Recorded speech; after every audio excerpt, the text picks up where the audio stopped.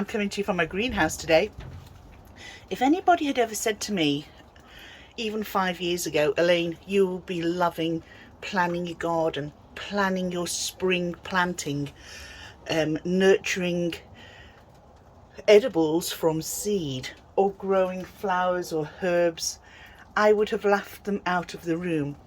I can only think that this is something that's come through age and wisdom, in finding how relaxing gardening and growing and producing plants and fruits and vegetables, flowers really is.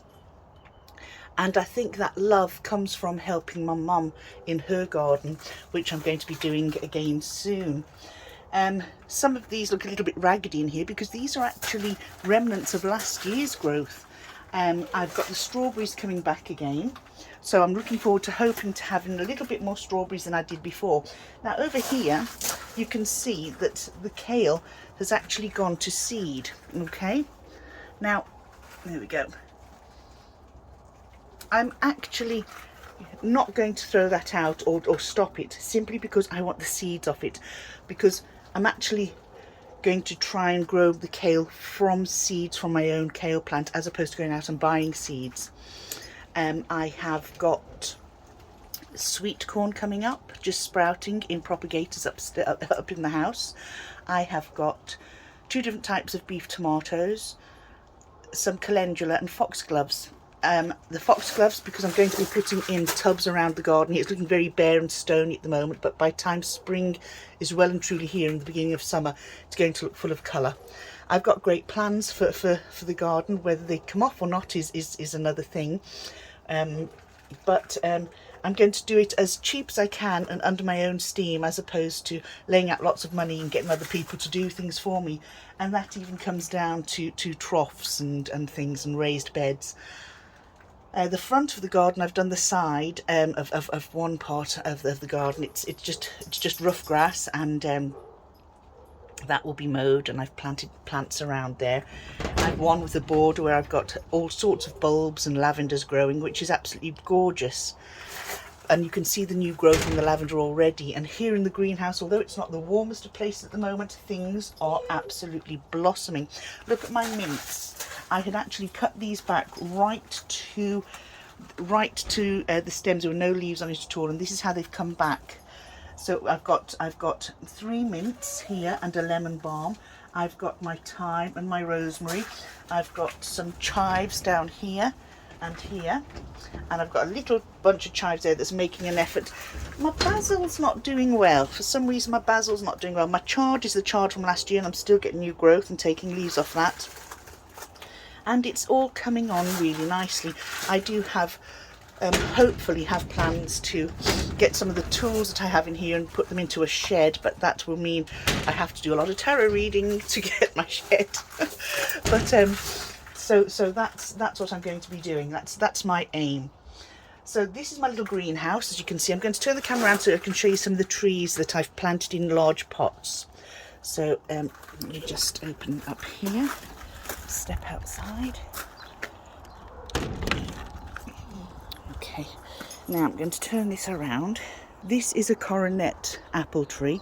There's huge blossoms on it already, or buds on it I should say, not blossoms. This apple tree actually grows 2 different types of apple.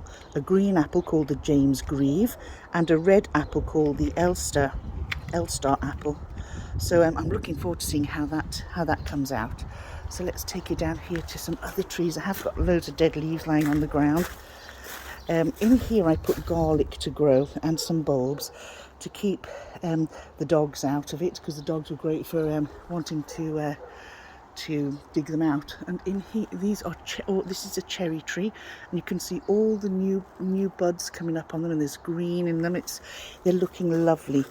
Here next to the cherry tree again, more garlic in here, and these are all old buds starting to grow here. Bring you around here. This is a Bramley apple tree. Yes, and that's my artwork on the back wall. All this is going to be cleaned up for the summertime. And let's head on over here, where I've got my kumquat. This is the second growing of kumquats this season, and I've got lime quats here, and this is the second growing of lime quats here as well. This is a Victoria plum. This growth here has only taken a week. That's happened in this last week, and you can see all the stems, lovely new buds. These are new flowers on my lemon tree, and again in the pot's more garlic, and this is a pippin apple.